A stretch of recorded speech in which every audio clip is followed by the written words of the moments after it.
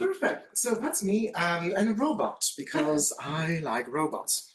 A prologue, some words about me. So I've been working at DeepMind for the past 12 years already. One of my projects that was about 5, 6, 7 years ago was about weather forecasting. And that's something I often mention because what we're looking at was at modeling probability and uncertainty. We're working with a Met Office, meteorological office, who gave us their data coming from radars, capturing water precipitation in the atmosphere. And what we're doing was basically video prediction based on those images. So the same models that today are used for generating AI slop were generating at that time forecasts of weather. So literally the same models, just trained on different data. And we would generate them with a very fine resolutions of 1 kilometer grid every 5 minutes. This is something that can be very useful for, let's say, logistics planning, or even for flood forecasting, to know exactly how much it rains in which area. That's why the Met Office was interested in this. And what we were doing at the time was literally generating multiple predictions, and then using those multiple predictions to capture how often actually does it rain at that location at that time, and deriving uncertainty from that. And this is a thinking that really stayed with me, which is that when we use generative models, we should never take the first answer. We should actually keep pressing rerun and consider this as a generator, not as an oracle, and deriving uncertainty from the collection of responses. So my colleagues actually continued that work, and today it's been literally deployed worldwide and adopted by the NOAA and the European Centre for Medium Range Weather Forecasting. But its Hurricane Melissa trajectory has been actually accurately forecasted by that model. So this model became essentially competitive and complementary with existing weather models. And I also love robots, as I mentioned, so much so that when I was at Bell Labs, that was 15 years ago, I would spend nights debugging a robot to navigate in corridors and trying to fix it, trying to build a 3D map of the environment and checking that the obstacle avoidance is working. So here I am demonstrating that it is avoiding me, which was very happy. One last demonstration. Yes, it hurts. I like the ethos of tinkering with machines that don't want to listen to you and trying to coerce them to collaborate with you. And finally, last bit about me, just when I started studying computer science in France in '99, I also started doing improv, comedy, and theater. And I've been doing that thing very seriously. So when I was in New York for 10 years, I did my PhD at New York University, NYU, with Professor Yann Lequin. One of those godfathers of deep learning. But there were nights and weekends I was doing improv in hospitals, nursing homes, to basically bring cheer to populations. Also here, I went to drama school part-time at LSDA. He was me playing a toxic male, Jason, in Medea. It's very fun because we actually literally had like couple sessions, Medea and I mean the two actors, just to really get into the role. It was fantastic. Anyway, so robot theater and LLM storytelling, we need to situate a little bit everything. So robots are very suitable for theater and vice versa, because the word robot originates on the theater stage in Karel Čapek, RUR, Rossum's Universal Robots, written in 1920, featuring robots which are machines made by humans that are going to rebel and overtake their creators. Of course, it took about 80 years before robots were actually brought on the theater stage as a presence, and that's the work of Hiroshi Ishiguro, working on very humanoid, anthropomorphic versions, clones of himself and other actors. And this was staged by Oriza Hirata in multiple productions, like Sayonara or La Métamorphose. So there is a whole field now of robot theater that has emerged since about 2010. At the other extreme of anthropomorphic robots, of course, we also have to mention the work by Annie Dorsen, staging 2 laptops, 2 other kinds of robots.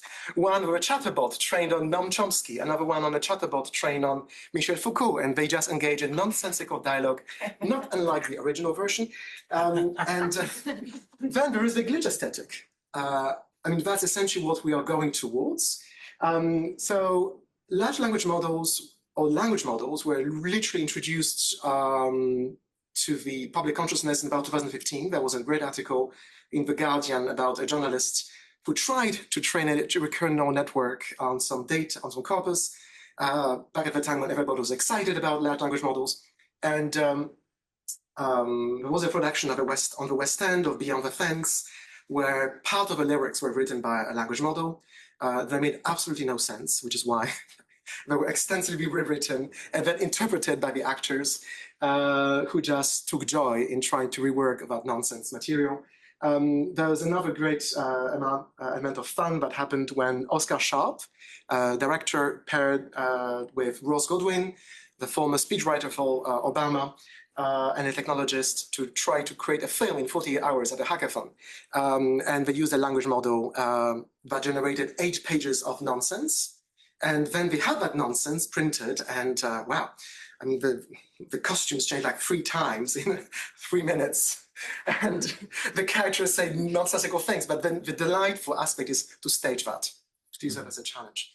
My friend Gunther Lösel, who's a psychotherapist, who did a PhD in a PhD in improvisation, and who also works in AI theater, has staged Eliza, the first chatbot from 1966, made by Joseph Weizenbaum on stage. And here's his wife, and Eliza is advising them. Of course, it's improvised, but they love each other, not necessarily on stage. AI, when the robot writes a play, 100 years after Or, a group in Prague, from University of Prague, took GPT-2 to write a play, and they staged it, and it was absurdist, and I'm going to unpack that word a bit later. And Jennifer Tang, Nina Siegel at the Young Vic stage AI in 21. Things have evolved since then. Ayat Akhtar, whom I greatly recommend, he wrote, among others, Disgraced, a great play about integrating as a Muslim in US, used AI in collaboration with a few other famous people to stage a production on Broadway in 2024. So in that context, or actually even before that, in 2021, 2022, I and a few friends, Colin Matthewson, who's at DeepMind, I will tell a few words about him, Richard Evans, who comes from narrative storytelling for video games, and Jason Pittman, who was doing a PhD in linguistics and looking at racial bias in LLMs, looked at the idea of writing screenplays and theater, or co-writing screenplays and theater plays with language models. That was in 21, before ChatGPT, before anyone who really was using them besides some crazy people I mentioned earlier. So one of the observations we had is that a lot of those productions were presented as being absurdist. But that's actually a sleight of hand, because obviously UNESCO or Pinter, they didn't just randomly type on a typewriter, they actually thought very carefully about what they were doing. So a good writer creates unsettling prose by design, not by accident or failure of expression. So our ambition was to go beyond that pseudo-absurdism and to actually get language models to incorporate long contexts and to generate something that would actually pass as a script. So we looked back at Aristotle and poetics, and the idea was to start with a log line, which could be the Janoia thought theme provided by the writer, who then puts it into a language model-based tool to iterate and brainstorm on characters, the list of characters, ethos, and rewrite and regenerate and rewrite. And once they were happy with this, they would go to generate the plot points, the detailed synopsis, scene by scene, mythos, and then again, regenerate, correct, edit, rewrite, and only then go to location descriptions. Again, write, edit, regenerate, rewrite, delete, go back, rewrite, and only at that time to dialogue, scene by scene. And we needed to shape everything, so we had a strong Western bias, and so we relied a lot on the usual Aristotle triangle or the high-tech pyramid, so exposition is at an incident and then series of complications leading to a climax, then falling action to a resolution and a denouement, or the hero journey, the Star Wars or Lord of the Rings, going to meet the mentor, but come back transformed. But of course, there are many more narrative structures that we completely willfully ignored out of ignorance or just out of time. And we implemented them. I'm going again through that conceptual graph, but to highlight the fact that it was generated and rewritten and iterated upon progressively. So it was time to test it as a creativity support tool. We have 15 writers and playwrights, screenwriters, some of them actually people I mentioned earlier who had already worked with language models in one capacity or another in the theater. We had mixed method studies with them, so we play with a tool, and then we interview them and we ask them a lot of quantitative questions, but also quantitative, like surveys.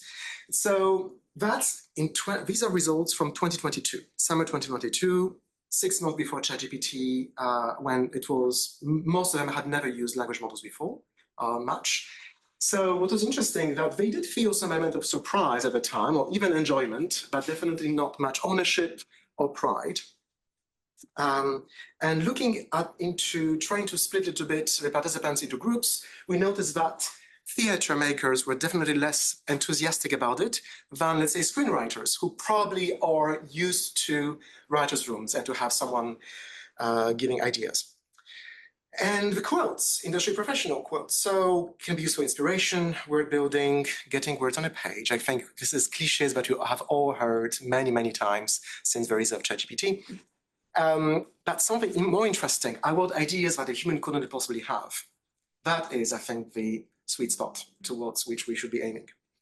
Other than that, derivative work, cannot write a complete work, predictable tropes, never write Casablanca, A Wonderful Life. It's very good at Netflix.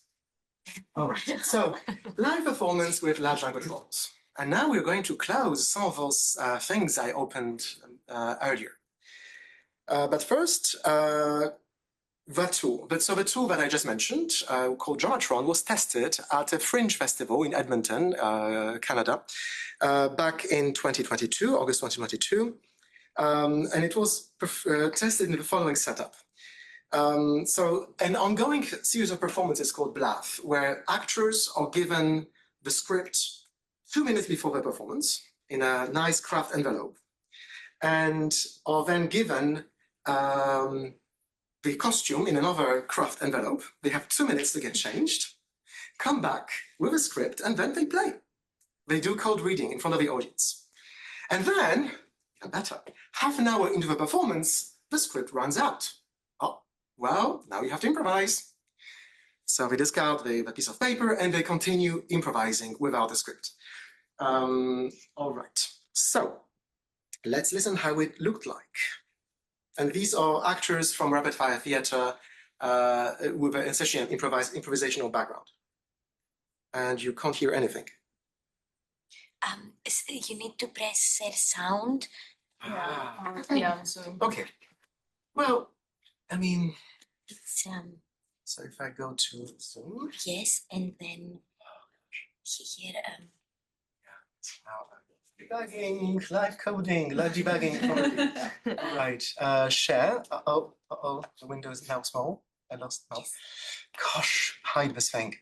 Yes. Yes, and here we want. Where is it? My share. Yes. Here. What? Click. No. No. Why doesn't it appear? Because this is basically just the Chrome window version. it's not the app. I don't think you can do it without. There I'm is not a sure. chance we can't share it. Okay. In that sense, Maybe we it's can not shared. find It's- it later. Yeah. Or if there is some link of it Like online, we can definitely post it to the group. Yes. All right. So basically, well, or I could maybe just play.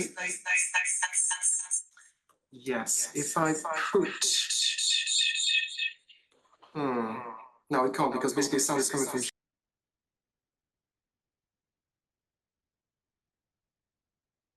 So basically, what you're seeing here is people on stage performing like theater and lots of laughter in the audience.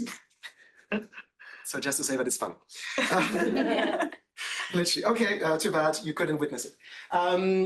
So I'm going to switch a little bit, move away from my day job to my evening activities.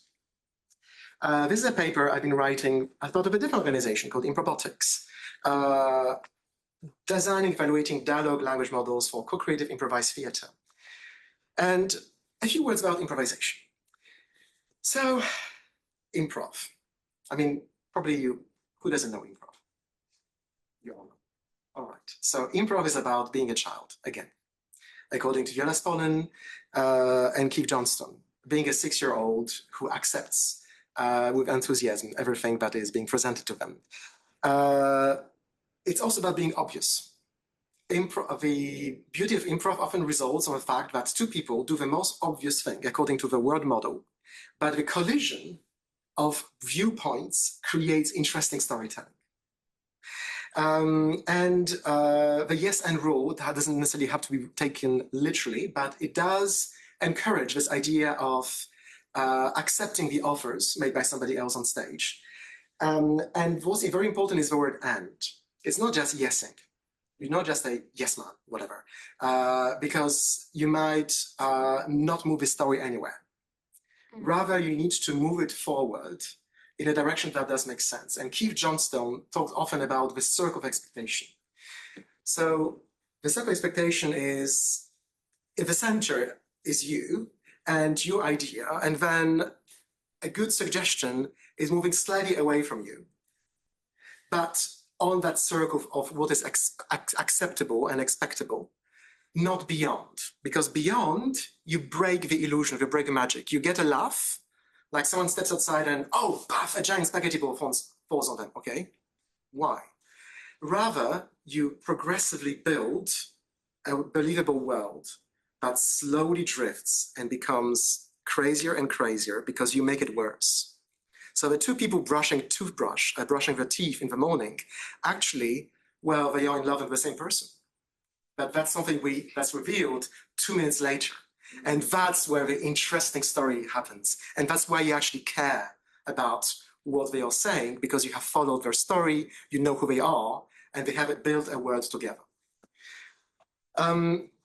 Two groups I really recommend. Showstoppers. We improvise 2-hour musical comedy on the West End, sometimes on Broadway. It's typically on a Monday at the theater that plays Michael Jackson Thriller or Matilda, because they have Mondays off.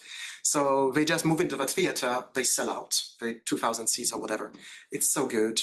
And there's a whole band, I mean, Jordan, Holly, these are many of them are close friends of mine, improvise just by listening, by listening actively what's going on stage and highlighting it, and they manage to play together. Or Murder She Didn't Write, it's Bristol Improv Theatre. It's an improvised murder mystery. They have no idea who did it. They figured it out in the end. It was very fun. So what happened is that I was working on 2 things at once. I was working on improvisation at night, and 13, 14 years ago at Microsoft on the second most popular search engine, Bing, working, designing autocomplete. And so I realized that there was something similar that happens. Actors do the most obvious thing. I was trying to build a maximum likelihood model that predicts what comes next word prediction, based on the context of the day, time of day of week, etc. So statistical models, improvisation, same thing, right? It's predicting the most obvious thing. I mean, well, I think the comparison starts here. Don't please be reassured, but I thought it was an interesting comparison to take forward. So I bought a little robot called JD Humanoid from a small company in Canada. And I built my own language model 10 years ago using a character-based RNN, char RNN, the same that was used for the very first productions on stage. And I trained that language model on open subtitles, movie dialogue with lots of errors, which I had to correct by hand because it was user input. And yes, I built Alex, Artificial Language Experiment, a gender-neutral name, which was more practical for a robot. Here's me performing at the British Academy. And I have a microphone. I say something, speech recognition kicks in after a second or two. have to wait until it understands you're done speaking. Then the language model triggers on my laptop, takes 2 seconds. 5 seconds later, I have a response, which is an eternity on stage. So I have to justify that. And then it doesn't make sense. I have to justify what the robot said. It doesn't make sense at all. At that time, I also met a friend, Corey Mathewson. He was doing his PhD in robotics at the University of Alberta in Edmonton. He had a similar idea. He used a simpler model, a chatbot with a video avatar. His motivation was the following. Good improvisers look good on stage. The best improvisers make the partner look good on stage. He had a show called 15 Minutes of Fame. He would ask everyone to stand up. Who has done improv? Sit down. Who has done theater? Sit down. Who has given a best man speech? Sit down. Who has given a speech at talk? Sit down. Who has talked to someone? Sit down. Okay, you still standing, come with me on stage. And now that most shy person was the hero of the evening. And Corey's goal was to make them look good and funny. So that everyone approaches them, oh my God, you were so great. Yes, they were. So taking that challenge further, let's try to do it, well, with a dog, or why not with a robot? So that was his motivation. We started working together remotely because we were not on the same continent. We had this show in 2017 in March, end of March, early April 2017. With 2 theaters, 2 live audiences, 8 time zones apart, 2 robots. I mean, crazy. At the Tristan-based theater and the Curious Comedy Club in Portland, Oregon. The day before, Corey calls me and says, Piotr, daylight saving time adjustment. We're not 8 hours away, we are 7 hours away. Our shows are not simultaneous. So we had to move one of the 2 shows to be simultaneous. And then the other thing that happened is that there was a wedding rehearsal that was scheduled after. So his show would actually be interrupted by a wedding rehearsal in the theater. Okay, so no audience at a wedding rehearsal half an hour into the show. Then the previous group on the day of the show overruns by 15 minutes. It's a festival, so we have 30 minutes get in, get out. So we have no time to set up microphones properly, test the volume. Speech recognition doesn't work, so language models do not work properly. Well, and then the robot literally crashes and burns, smoke comes out of the servos. So yeah, total failure. The reviewer comes, 2 stars, chaotic, never work with robots. Did we listen? Absolutely not. We persevered. We created a theater company called Improbotics, and we replaced the robot by people wearing headphones, getting lines from AI. So they are now the cyborgs, but they can add physicality, timing, and emotional expression. And we wrote lots of papers on that subject. We explored improv with translation. We explored improv. So translation is very important because that's the first application of language models, translation. Or we used telepresence, green screens and video composition to investigate how we can perform together in the shared space, puppeteering ourselves. And I think we had a good idea because Microsoft and Zoom implemented something like that 6 months later. So I'm not saying anything, I'm just... And yes, so the shows involved a lot of humans because there was, of course, the human who gets lines from AI via an earpiece and gets lines from through a radio, but there's somebody else choosing the lines on a tablet and being the human in the loop, curating everything. And when we did performances, 250 so far, and it's for the 4th time we're returning to Edinburgh Fringe this year, we would also survey audience members about the perception of AI. So this is in August 23, during the WGA strike, and 6 months after introduction of ChatGPT. And what we really loved was the audience mostly found themselves watching improvisers work around limitations of robots and laugh with the human improvisers, which is good, exactly what we were looking for. And after watching the show, they were more excited about using AI tools for creativity and less optimistic about robots as creative storytellers by themselves, which again is something we were aiming towards. The idea of trying a new tool, but maintaining the agency and on the human side. So as I mentioned, we did the show in the context of the WGA strike. and SAG-AFTRA strike, which is something that becomes more and more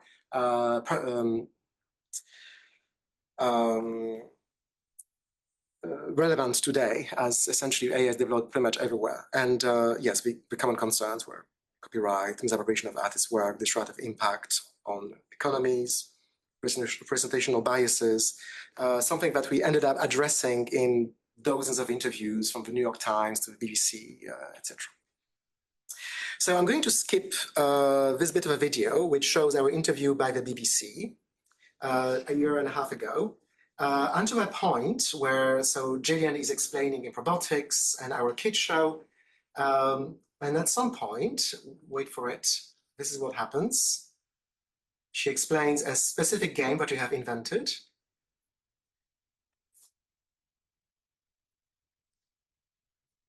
If you look closely, you see that the presenter is literally deepfaked. And this was a request from the BBC. So I just rephrase it. Oh. The BBC requested us to deepfake their presenter for a show. Yes. I can die now. I achieved what I need to achieve in my life. Wait a second. Yeah. So, like, was the presenter talking all the time, or Gillian was deep, or Gillian never existed and was always... No, Gillian is true. Oh, okay, she's there. She's there. Okay. No. But this is all to say that our new show actually is even exploring, even digging deeper into that, into the idea of reality TV. And for the past 2 years, we've already been like doing deepfakes live on stage with consenting audience members. So they know that the images are going to be used, and then they see themselves appearing on screen, and we play different versions of themselves, and it's literally a hit part of the evening. They love it because we are exploring different versions of them, at the same time really addressing a technology that is potentially lethal. I mean, lethal. Well, extremely dangerous, but that has this dual usage, and this is essentially true of pretty much every technology. So it's a way of doing critical AI in a way that is kind of entertaining and not necessarily, well, not forceful, let's say. So our ethos is to center the humans. But coming back to my day job at DeepMind, so now we are slowly getting back to Fabula, the original thing. But when I was in Edinburgh 2.5 years ago, I decided to talk to comedians about the usage of AI.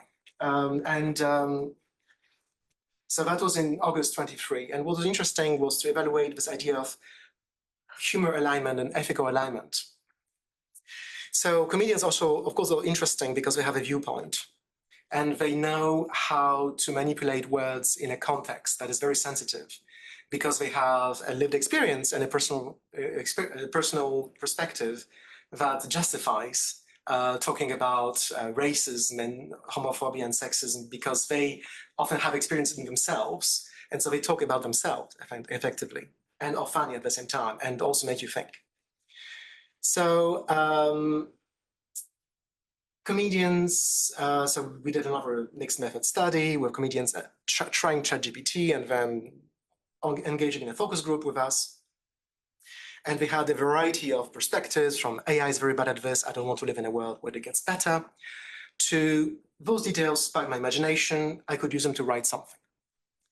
And I think probably I'm going to just focus on two things here. This quote, which is very emblematic.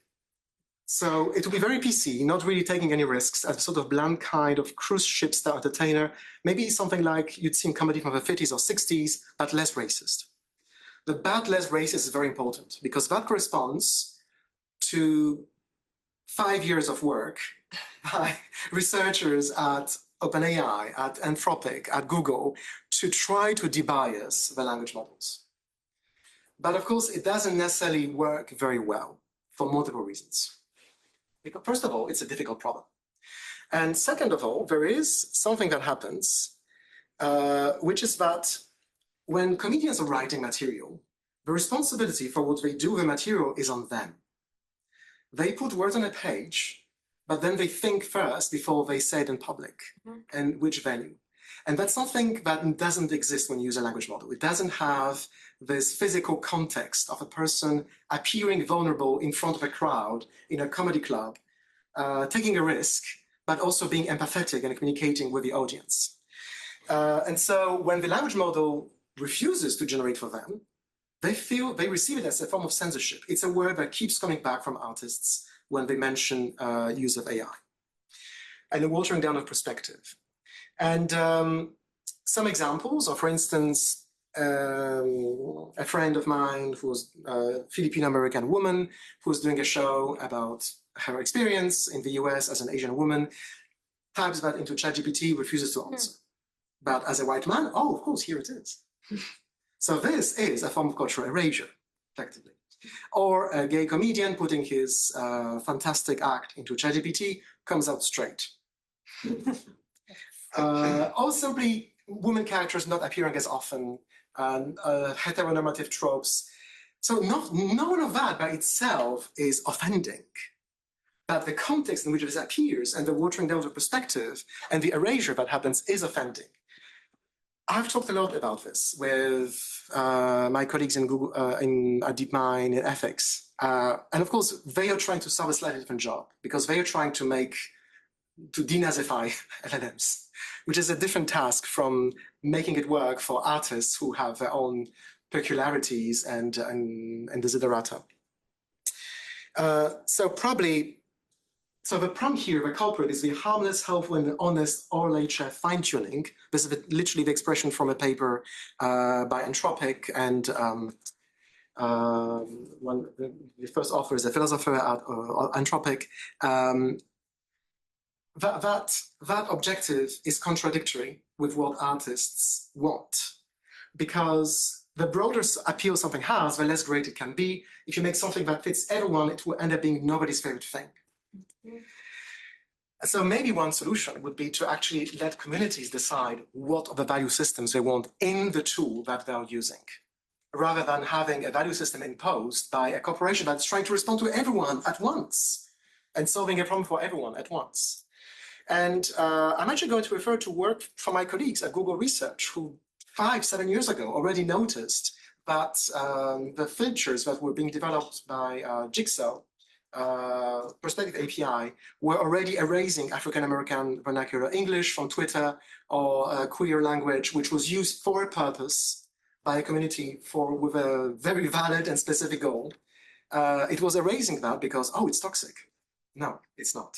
It depends on the relational context of who is in the room, who is speaking to whom. Something that doesn't exist in the context of a language model. Unless you really feed a lot of metadata and you put a camera and I don't know what else.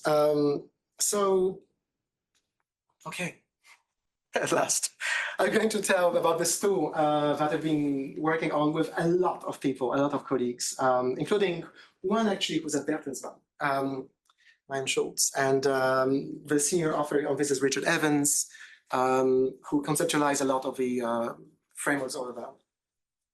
So it's called Fabula, alternatively Drawbox. And I'm going to say a little bit about the tool and about how we approach investigating and working with this. So it's a tool that allows to work on a script by visualizing the story plan and the beat plan. So story plan scene by scene, and for each of the scenes, beat by beat. And this information can be auto-generated. Actually, everything can be generated from a single log line, or you can upload a script and have a system parse and analyze the script to extract a list of characters, relationships, even audience goals, narrator goals, word building questions, all those things, and the composition of a scene with, let's say, what does the audience learn in that scene? What does the audience expect at the beginning of a scene? So it embodies essentially a hierarchical decomposition of a script that doesn't obey specific storytelling principles. So we didn't hard code any hero journey or any Friday pyramid in. We don't even force a conflict. We only expect it to be some sort of surprise and intentions, a narrative arc, so intentions for the character, and goals for the writer. And even that sometimes is too much, according to some writers. Scene beat by beat, again, each beat is decomposed into what the audience learns, what do we expect, and how we feel, and what happens. And those beats map to the script that is typed, generated, or uploaded. And if you make a change anywhere, it propagates downwards and upwards. So the idea, you could actually take a script and rework it completely by changing, replacing characters, replacing relationships, and see how it percolates down onto the script. So we used to develop the system self-improving story generators to just test various hypotheses we had. But of course, this comes with some limitations. Then we worked with two views, the idea of architect view, so we just saw the architect view, everything is in front of you, or gardener, we just see the script, and you just work with a flow. And then, yes, we made the assumption that the scene beat story plan can structure a story. We were hoping that it could accommodate culturally situated narratives. And finally, we started with the idea of convergent iteration, which is that you start with something, you modify it, and you keep iterating on it until you get to what you want. So this is typically a framework for working with generative AI by many artists today. So you don't necessarily build from scratch, but rather you spend days prompting, reprompting, copy, pasting, assembling, working on layers, subtracting, adding on your artifact. With the autorator itself, so it was interesting because we used an autorator to actually assess its own outputs. And we looked at questions on character development, plot and structure, conflict and stakes, theme depth, setting, world building, audience engagement, with a lot of questions. So we tried to see which choices of drama managers of these narrative structures would lead to more interesting stories. And then we're progressively letting the system self-optimize. And maybe what's more important is moving away from that autorator into the whole development cycle tool. So we started with some design choices. That's us, a small group of researchers at DeepMind. And we use autorators to try to improve the tool. And then we start collecting feedback from colleagues who maybe some of them used to work at the Young Vic or have published a novel.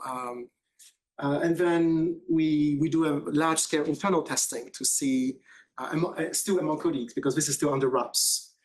And only then we start design interviews with external experts. We make a lot of changes.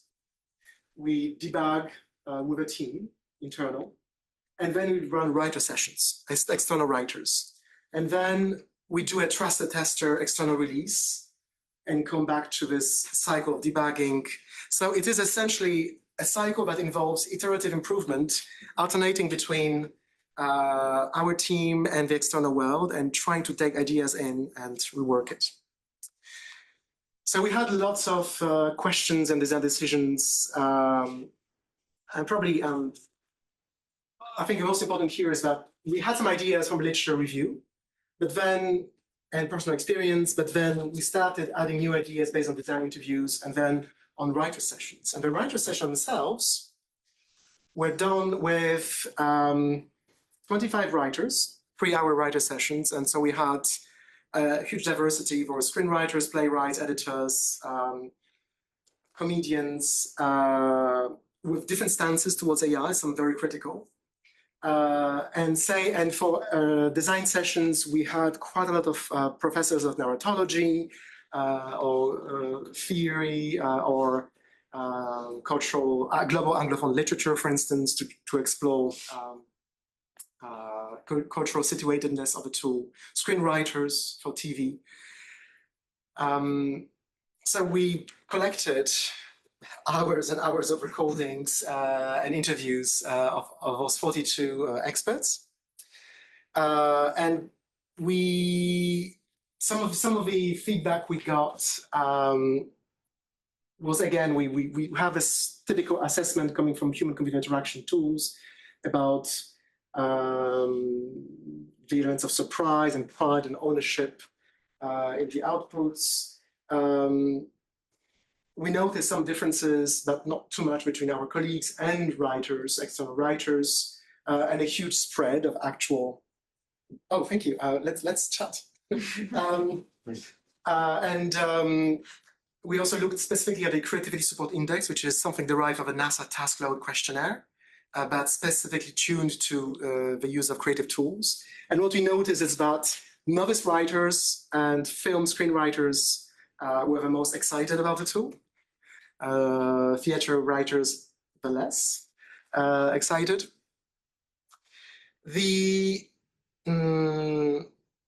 I literally copy pasted here the entire paragraph because we found a lot of things in the study, but I think I take this most critical bit of our self-critical bit of our paper, the concerns about cognitive de-skilling, because something that's really on my mind at this moment.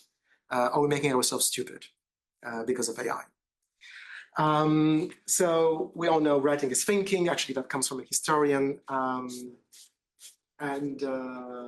used to know another version of this from, in French, ce qui se conçoit clairement s'énonce aisément. And yes, so the worries about subcontracting core thinking can be potentially damaging to the craft. Writers felt that a tool that just handed writers a story removed the learning process of working on craft. So they wanted to try to reintegrate creative friction inside the tool. And not framing of creativity as a search process for increasing productivity, but rather as something that allows to discover something new. And that, of course, highlights the tensions which exist and which we recognize between the logics of scale, ease, frictionless use of technology, something that we may be championing, and the logic of expertise and specificity and creative control of writers, which is difficult to satisfy. So things I've been doing in that direction, for instance, was to add feedback to the system. So here, for instance, I upload the script of Plan 9 from Outer Space, a public domain script of probably one of the worst films in history. Using this autorator that has all those questions about narrative theory, I say, okay, can you comment who is the weakest character? And so now it actually tries to make some analysis. And I was thinking, well, maybe that is something that could be useful for an apprentice writer, for somebody who's studying or learning, to get a tool to provide feedback as they write, as they try to build a story themselves. So we do hope to transform essentially this mostly as an educational tool as opposed to a production tool. So a high-level diagnostic, providing high-level diagnostic feedback. I can mention that in the process of working on this, I collaborated with playwright Natalia Korczakowska, director of Teatr Studio in Warsaw, who was writing a play about AlphaGo, so about the work of some of my colleagues.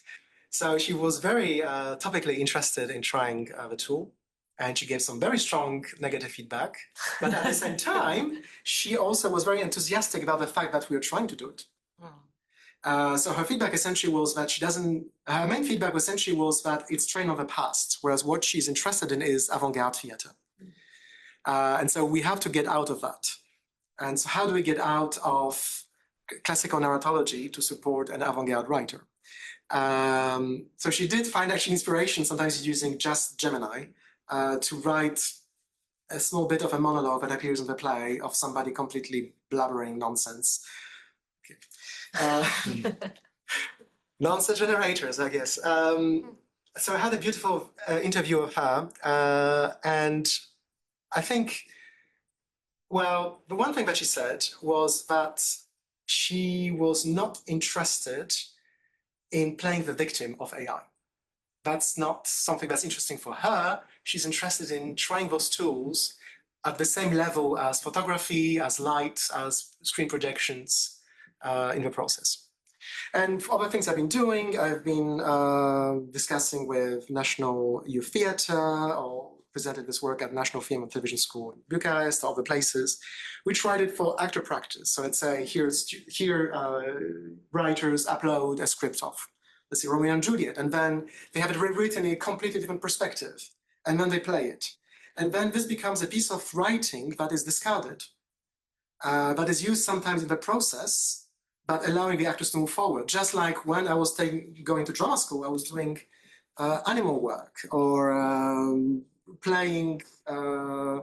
So much feeling like the blue banana today. Oh my God. Anyway, so much red tiny elephant. Another usage we've been exploring is for interactive storytelling. I'm currently partnering with an award-winning playwright who's writing stories, but are essentially giant trees of stories that you play interactively. And yeah. So I guess epilogue, I could mention a few words that this is just part of a work that I've been undertaking.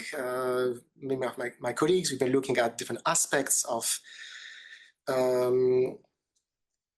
debiasing AI, but also at how artists hack into the system and try to subvert it to express very complex ideas.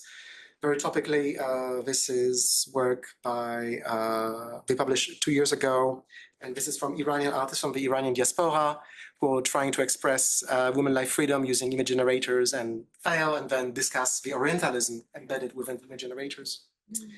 And lastly, this slide, which has the link, if you are interested in trying the tool. And that's it. Thank you.